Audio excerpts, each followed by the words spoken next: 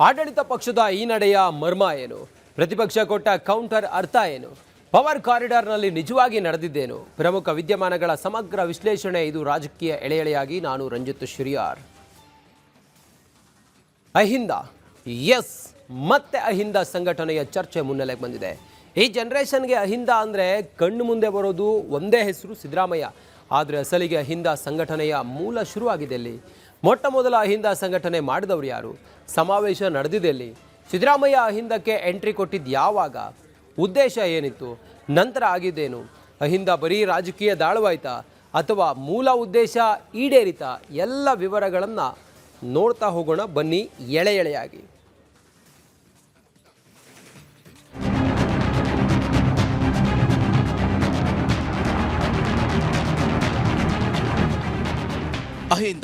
ಅಹಿಂದ ಅಂದ್ರೆ ಏನು?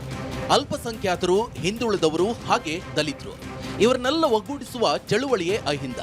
ಇದು ಕರ್ನಾಟಕ ರಾಜ್ಯದಲ್ಲಿ ನಾನಾ ಕಾಲಘಟ್ಟಗಳಲ್ಲಿ ಸಾಮಾಜಿಕ ತಳಹದಿಯ ಮೇಲೆ ಬಳಸಿದ ರಾಜಕೀಯ ಸಮೀಕರಣದ ಹೆಸರೇ ಅಹಿಂದ. ಈಗ ಮತ್ತೆ ಅಹಿಂದ ಚಳುವಳಿಯ ಚರ್ಚೆ ಶುರುವಾಗಿದೆ. ಸಿದ್ದರಾಮಯ್ಯನವರು ಮತ್ತೆ ಅಹಿಂದ ಸಂಘಟನೆ ಚುರುಕುಗೊಳಿಸುವ ಸಾಧ್ಯತೆ ಇದೆ ಎಂಬ ಚರ್ಚೆ ಶುರುವಾಗಿದೆ. ಇದರ ಮೊದಲ ಹೆಜ್ಜೆಯಾಗಿ ಸೆಪ್ಟೆಂಬರ್ 6ನೇ ತಾರೀಕು ಹಿಂದುಳಿದ ವರ್ಗಗಳ ಒಕ್ಕೂಟದ ರಜತ ಮಹೋತ್ಸವ ಕಾರ್ಯಕ್ರಮದಲ್ಲಿ ಭಾಗಿಯಾಗುವ ಮೂಲಕ ಸಿದ್ದರಾಮಯ್ಯ ಅಹಿಂದ ಸಂಘಟನೆಗೆ ಬಲ ನೀಡುವ ಮೊಟ್ಟ ಮೊದಲ ಹೆಜ್ಜೆ ಮುಂದಿಡುತ್ತಿದ್ದಾರೆ ಎಂಬ ಚರ್ಚೆಗೆ ಇಂಬು ಸಿಕ್ಕಿದೆ.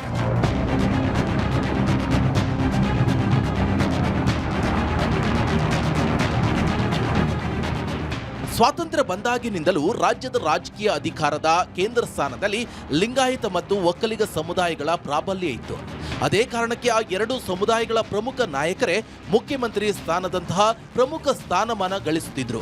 ಜಾತಿ ಜನಗಣತಿ ನಡೆಯೋದ ಕಾರಣ ತಲತಲಾಂತರದಿಂದ ಲಿಂಗಾಯತರು ಮತ್ತು ಒಕ್ಕಲಿಗರು ಅವರೇ ಬಲಿಷ್ಠ ರಾಜಕೀಯ ಪ್ರಭಾವಿ ಗುಂಪುಗಳಾಗಿ ಕರ್ನಾಟಕದ ರಾಜಕಾರಣದ ಮೇಲೆ ಹಿಡಿತವನ್ನ ಸಾಧಿಸಿವೆ, ಮನಾಪಲಿಯನ್ನ ಸಾಧಿಸಿವೆ. ಆದ್ರೆ ದೇವರಾಜ ಅರಸರು ಮುಖ್ಯಮಂತ್ರಿಯಾದಾಗ ಹೊಸ ಸಾಮಾಜಿಕ ಸಮೀಕರಣ ಹುಟ್ಟು ಹಾಕಿದ್ರು. ಶೋಷಿತ ವರ್ಗಗಳಿಗೆ ಸಮಾಜದಲ್ಲಿ ಸಮಾನತೆ ನೀಡುವ ಉದ್ದೇಶದಿಂದ ಉಳುವವನೇ ಭೂಮಿಯ ಒಡೆಯ ಎಂಬ ಭೂ ಸುಧಾರಣಾ ಯೋಜನೆ ಜಾರಿಗೆ ತಂದ್ರು. ಅಂದು ಈ ಯೋಜನೆಯ ಅತಿ ದೊಡ್ಡ ಸಂಖ್ಯೆಯ ಫಲಾನುಭವಿಗಳು ಇದೇ ಅಲ್ಪಸಂಖ್ಯಾತ, ಹಿಂದುಳಿದ ಹಾಗೂ ದಲಿತ ವರ್ಗ.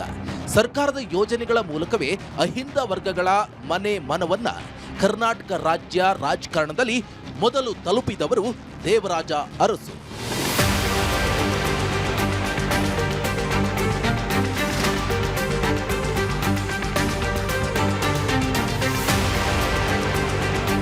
ಸಾವಿರದ 1990ರ ದಶಕದಲ್ಲಿ ಎಸ್ ಬಂಗಾರಪ್ಪ, ವೀರಪ್ಪ ಮೊಯ್ಲಿ ಮುಂತಾದ ನಾಯಕರು ಮುಖ್ಯಮಂತ್ರಿಗಳಾದರು. ದೇವರಾಜ ಅರಸರ ಮಾದರಿಯಲ್ಲಿ ಸಮಗ್ರ ಒಕ್ಕೂಟ ಕಟ್ಟಲು ಸಾಧ್ಯವಾಗಲಿಲ್ಲ. ಆದರೆ 1998ರ ಆಗಸ್ಟ್ 20ರಂದು ಕೋಲಾರದಲ್ಲಿ ಒಂದು ದೊಡ್ಡ ತಿರುವು ಸಿಕ್ಕಿತು. RL ಜಾಲಪ್ಪ, CS ದ್ವಾರಕನಾಥ್ ಮುಂತಾದ ಚಿಂತಕರು ಮತ್ತು ಸಿದ್ದರಾಮಯ್ಯ, ಎಸ್ ಬಂಗಾರಪ್ಪ ಅವರಂತಹ ನಾಯಕರು ಒಂದೇ ವೇದಿಕೆಗೆ ಬಂದರು. ಅಲ್ಲಿ ಅಹಿಂದ ಎಂಬ ಪದಕ್ಕೆ ಮೊಟ್ಟ ಮೊದಲ ಬಾರಿ ಒಂದು ಸಂಘಟಿತ ರೂಪ ಸಿಕ್ಕಿತು. ಆದರೆ ಆಗ ಅದಕ್ಕೊಂದು ಗಟ್ಟಿ ರಾಜಕೀಯ ಸಂಘಟನಾ ಶಕ್ತಿ ಇರಲಿಲ್ಲ. ಆ ಸಂಘಟನಾ ಶಕ್ತಿಯನ್ನ ಕೊಟ್ಟಿದ್ದು ಮಾತ್ರ ಸಿದ್ದರಾಮಯ್ಯ.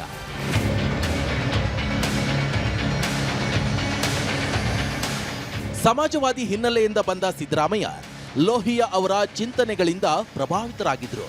1983ರಲ್ಲಿ ಶಾಸಕರಾಗಿ, ನಂತರ 1996 ಮತ್ತು 2004ರಲ್ಲಿ 2 ಬಾರಿ ಉಪಮುಖ್ಯಮಂತ್ರಿಯಾದರು. ಆದರೆ ನಿಜವಾದ ರಾಜಕೀಯ ಭೂಕಂಪ ಸಂಭವಿಸಿದ್ದು 2005ರ ಜುಲೈ 24ರಂದು ಹುಬ್ಬಳ್ಳಿಯಲ್ಲಿ ನಡೆದ ಬೃಹತ್ ಅಹಿಂದ ಸಮಾವೇಶದಲ್ಲಿ ಸಿದ್ದರಾಮಯ್ಯ ಭಾಗವಹಿಸಿದ್ರು. ಅದು ಕೇವಲ ಸಮಾವೇಶ ಆಗಿರಲಿಲ್ಲ, ಸಿದ್ದರಾಮಯ್ಯನವರ ಸ್ವತಂತ್ರ ರಾಜಕೀಯ ಅಸ್ತಿತ್ವದ ಪ್ರಶ್ನೆ ಆಗಿತ್ತು.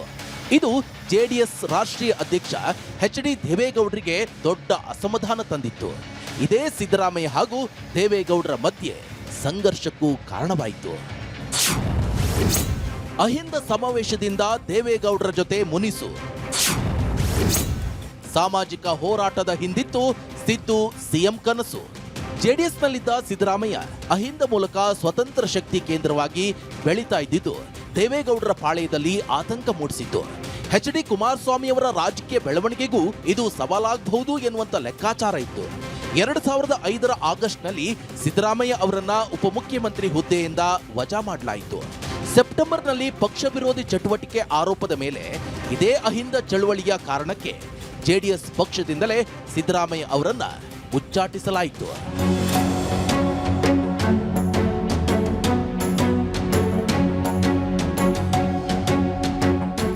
ಜೆಡಿಎಸ್ನಿಂದ ಹೊರಬಂದ ನಂತರ ಸಿದ್ದರಾಮಯ್ಯ ತಮ್ಮ ರಾಜಕೀಯ ವೃತ್ತಿಯನ್ನ ಬದಲಾಯಿಸಿದ್ರು. ಅವರು ಕೇವಲ ಕುರುಬ ಸಮುದಾಯದ ನಾಯಕನಾಗಿ ಉಳಿಯಲಿಲ್ಲ, ಅಹಿಂದ ನಾಯಕನಾಗಿ ತಮ್ಮ ರಾಜಕೀಯ ವ್ಯಾಪ್ತಿ ವಿಸ್ತರಿಸಿಕೊಂಡ್ರು.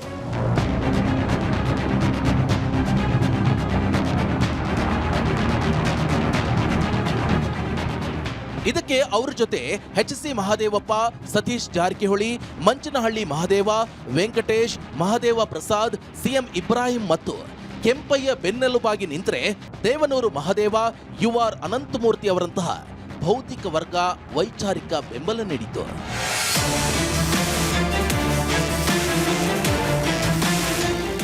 ಜೆಡಿಎಸ್ನಿಂದ ಹೊರಬಿದ್ದ ಸಿದ್ದರಾಮಯ್ಯ ಎಬಿಪಿಜೆಡಿ ಅಂದ್ರೆ ಅಖಿಲ ಭಾರತ ಪ್ರಗತಿಪರ ಜನತಾದಳ ಪಕ್ಷ ಕಟ್ಟಿದ್ರು. ಪಂಚಾಯತ್ ಚುನಾವಣೆಯನ್ನು ಎದುರಿಸಿದ್ರು. ಆದ್ರೆ ಅದನ್ನ ಮುಂದುವರಿಸುವುದು ಸುಲಭದ ಮಾತಾಗಿರಲಿಲ್ಲ. ಈ ಮಧ್ಯೆ ಕಾಂಗ್ರೆಸ್ ಪಕ್ಷದಿಂದ ಸಿದ್ದರಾಮಯ್ಯನವರಿಗೆ ಬುಲಾವ್ ಬಂತು. ಹಲವು ಸುತ್ತಿನ ಸಭೆಗಳ ನಂತರ ಕಡೆಗೂ ಸಿದ್ದರಾಮಯ್ಯನವರು ಎಬಿಪಿಜೆಡಿ ಪಕ್ಷವನ್ನ ಕಾಂಗ್ರೆಸ್ ಪಕ್ಷದಲ್ಲಿ ವಿಲೀನ ಮಾಡುವ ಮೂಲಕ ಕೈ ಪಕ್ಷಕ್ಕೆ ಕಾಲಿಡುವ ಸಂದರ್ಭ ಬಂದೇ ಬಿಟ್ಟಿತು. 2006 ಜುಲೈ 22ರಂದು ಕಾಂಗ್ರೆಸ್ ಅಧಿನಾಯಕಿ ಸೋನಿಯಾ ಗಾಂಧಿಯವರ ಸಮ್ಮುಖದಲ್ಲಿ ಸಿದ್ದರಾಮಯ್ಯ ಕಾಂಗ್ರೆಸ್ ಸೇರ್ಪಡೆಯಾದರು. ಇದರೊಂದಿಗೆ ಎಬಿಪಿಜೆಡಿ ಪಕ್ಷವು ಕಾಂಗ್ರೆಸ್ ಪಕ್ಷದೊಳಗೆ ವಿಲೀನಗೊಂಡಿತು. ಸಿದ್ದರಾಮಯ್ಯ ಶಾಸಕ ಸ್ಥಾನಕ್ಕೆ ರಾಜೀನಾಮೆ ನೀಡಿದ ಕಾರಣ ಅವರು ಪ್ರತಿನಿಧಿಸುತ್ತಿದ್ದ ಚಾಮುಂಡೇಶ್ವರಿ ವಿಧಾನಸಭಾ ಕ್ಷೇತ್ರಕ್ಕೆ ಚುನಾವಣೆ ಎದುರಾಯಿತು. 2006ರ ಡಿಸೆಂಬರ್ನಲ್ಲಿ ನಡೆದ ಚಾಮುಂಡೇಶ್ವರಿ ಉಪಚುನಾವಣೆ ಇಡೀ ದೇಶದ ಗಮನ ಸೆಳೆದ ಚುನಾವಣೆ. ಆಗ ರಾಜ್ಯದಲ್ಲಿ ಅಧಿಕಾರದಲ್ಲಿರುವಂತಹ ಜೆಡಿಎಸ್ ಬಿಜೆಪಿ ಮೈತ್ರಿಕೂಟದ ಅಭ್ಯರ್ಥಿಯ ಕಣಕ್ಕಿಳಿಸಿ ಇಡೀ ಸರ್ಕಾರವೇ ಚಾಮುಂಡೇಶ್ವರಿ ಕ್ಷೇತ್ರದಲ್ಲಿ ಠಿಕಾಣಿ ಹೂಡಿತ್ತು.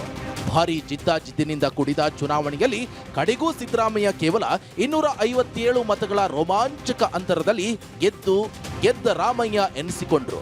ಆ 257 ಮತಗಳು ಸಿದ್ದರಾಮಯ್ಯನವರಿಗೆ ರಾಜಕೀಯ ಪುನರ್ಜನ್ಮ ನೀಡಿದವು.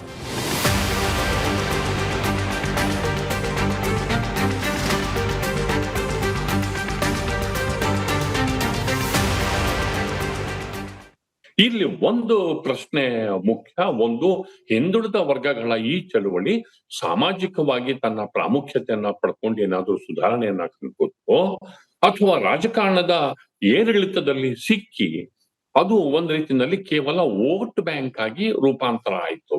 This is most important. ನನಗೆ ತಿಳಿದ ಮಟ್ಟಿಗೆ ಇದು ಕೇವಲ ವೋಟ್ ಬ್ಯಾಂಕ್ ಆಗಿ ಒಂದ್ ರೀತಿಯಲ್ಲಿ ಸಂದರ್ಭಕ್ಕೆ ಅನುಗುಣವಾಗಿ ಕಾರ್ಡನ್ನ ಬಿಡುವಂತಹ ಸೂತ್ರವಾಗಿ ಅಷ್ಟೇ ಅದು ಸೀಮಿತವಾಗಿದೆ. ಇದು ನಮಗೆ ಇಲ್ಲಿವರೆಗೆ ಕಂಡು ಬಂದಿರುವಂತ ವಿಚಾರ. 2009ರಲ್ಲಿ ವಿರೋಧ ಪಕ್ಷದ ನಾಯಕರಾದ ಸಿದ್ದರಾಮಯ್ಯ ಬಳ್ಳಾರಿ ಅಕ್ರಮ ಗಣಿಗಾರಿಕೆ ವಿರುದ್ಧ ನಡೆಸಿದ ಪಾದಯಾತ್ರೆ ಅವರ ಜನಪ್ರಿಯತೆಯನ್ನ ತುದಿಗೆ ಮುಟ್ಟಿಸಿತು. 2013ರ ಚುನಾವಣೆಗೆ ಬಂದಾಗ ಕಾಂಗ್ರೆಸ್ ಅಹಿಂದ ಸೂತ್ರವನ್ನೇ ನೆಚ್ಚಿಕೊಂಡಿತ್ತು. 122 ಸ್ಥಾನಗಳಲ್ಲಿ ಗೆದ್ದು ಬಹುಮತ ಸಾಧಿಸಿತ್ತು. ಅಹಿಂದ ಬಲದಿಂದ ಸಿದ್ದರಾಮಯ್ಯ ಕರ್ನಾಟಕದ ಮುಖ್ಯಮಂತ್ರಿಯಾದರು.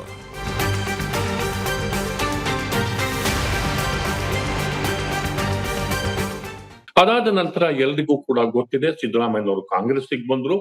ಕಾಂಗ್ರೆಸ್ ಅಲ್ಲಿ ಬರ್ಬೇಕಾದ್ರೆ ಅವರು ಅಹಿಂದ ಎನ್ನುವ ಬ್ರ್ಯಾಂಡ್ ಅನ್ನೇ ಹಣೆಪಟ್ಟಿಯನ್ನ ಅಂಟಿಸ್ಕೊಂಡು ಬಂದ್ರಿಂದ ಸಹಜವಾಗಿ ಕಾಂಗ್ರೆಸ್ ಪಕ್ಷ ಅಲ್ಪಸಂಖ್ಯಾತರು, ದಲಿತರು, ಹಿಂದುಳಿದ ವರ್ಗದವರು ಇಂತಹ ಒಂದು ಸಿದ್ಧಾಂತದ ಮೇಲೆ ಮೊದಲಿಂದಲೂ ಕೂಡ ಅವರು ಪ್ರತಿಪಾದಿಸಿಕೊಂಡು ಬಂದಿದ್ರಿಂದ ಸಹಜವಾಗಿ ಸಿದ್ದರಾಮಯ್ಯನವರ ಆಗಮನ ಪಕ್ಷಕ್ಕೆ ಶಕ್ತಿ ತುಂಬಿತು. ಆ ನಂತರ ಅವರು ಮುಖ್ಯಮಂತ್ರಿ ಆದದ್ದು ಎಲ್ರಿಗೂ ಕೂಡ ಗೊತ್ತಿರುವಂತಹ ವಿಚಾರ. ಇದು ಒಂದು ಒಂದು ಒಂದು ಹಂತ ಇದು. ಅಹಿಂದ ಮತ ಬ್ಯಾಂಕ್ನ ಬಲದಿಂದ 2013ರಲ್ಲಿ ಮುಖ್ಯಮಂತ್ರಿಯಾದ ಸಿದ್ದರಾಮಯ್ಯ ಮೇಲೆ ಅದೇ ಅಹಿಂದ ವರ್ಗದ ದೊಡ್ಡ ನಿರೀಕ್ಷೆಯೇ ಬೆಟ್ಟವೇ ಇತ್ತು. ಅಹಿಂದ ಸಂಘಟನೆ ಮೂಲ ಉದ್ದೇಶ ಶೋಷಿತರ ಸಾಮಾಜಿಕ, ಶೈಕ್ಷಣಿಕ, ಆರ್ಥಿಕ ಸ್ಥಿತಿಗೆ ಚೇತರಿಕೆ ನೀಡುವ ಧ್ಯೇಯ. ಅದರ ಸಮೀಕ್ಷೆ ಹಾಗೂ ಅದರ ಸುತ್ತ ನಡೆದ ರಾಜಕೀಯ, ಆ ಎಲ್ಲ ವಿವರಗಳು ಈ ಎಳೆ ರಾಜಕೀಯದ ಮುಂದಿನ ಎಳೆ.